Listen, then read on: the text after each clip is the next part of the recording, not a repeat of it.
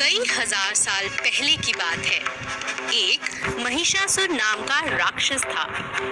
उसका आधा शरीर राक्षस का और आधा शरीर भैंसे का था। उसने कई सालों तक ब्रह्मा जी की कठिन तपस्या की। एक दिन ब्रह्मा जी प्रसन्न हुए और उन्होंने उसे कहा, हे महिषासुर, मैं तुम्हारी तपस्या से अति प्रसन्न हूँ।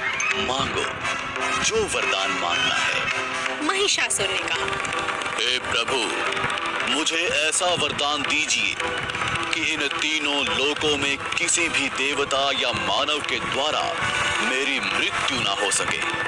ब्रह्मा जी ने हंसकर कहा, ऐसा ही होगा।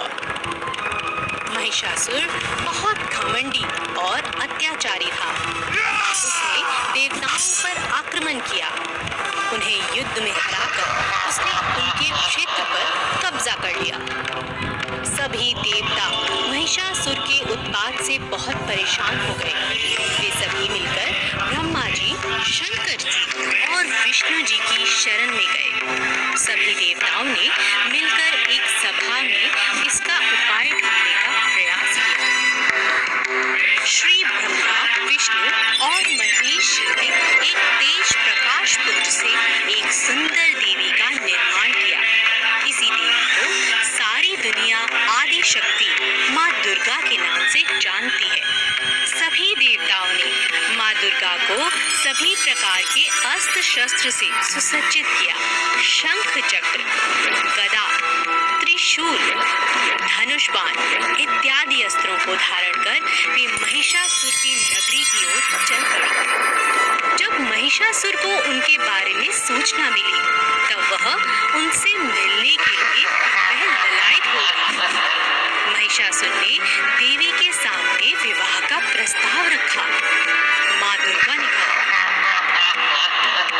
हे असुरराज, मुझसे युद्ध करो। यदि तुम ये युद्ध में मुझे जीत लिया, तो मैं तुमसे अवश्य विवाह करूंगी। महिषासुर ने देवी से कहा, मैं युद्ध के लिए तैयार हूँ। महिषासुर और माँ दुर्गा के बीच युद्ध प्रारंभ हुआ।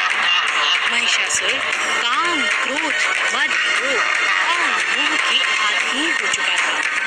उसका विवेक नष्ट हो चुका था। दुर्गा माँ और महिषासुर के बीच 10 दिनों तक घमासान युद्ध हुआ। दोनों तरफ से शस्त्रों का प्रहार जारी था। माँ दुर्गा स्वयं आदि शक्ति का अवतार थी। उन्होंने महिषासुर के हर शस्त्र प्रहार को नाकाम कर दिया। अंत में 10वें दिन देवी माँ ने महिषासुर का वध कर दिया और देवताओं की रक्षा कर दी। सभी देवता अति प्रसन्न हुए और माँ दुर्गा पर पुष्प बरसाने लगे। उनकी जय जयकार करने लगे। तब से हिंदुओं ने नवरात्रि का त्योहार मनाना शुरू किया। हम नवरात्रि में जगत जननी माँ दुर्गा की पूजा करते हैं, उनकी आरती गाते हैं और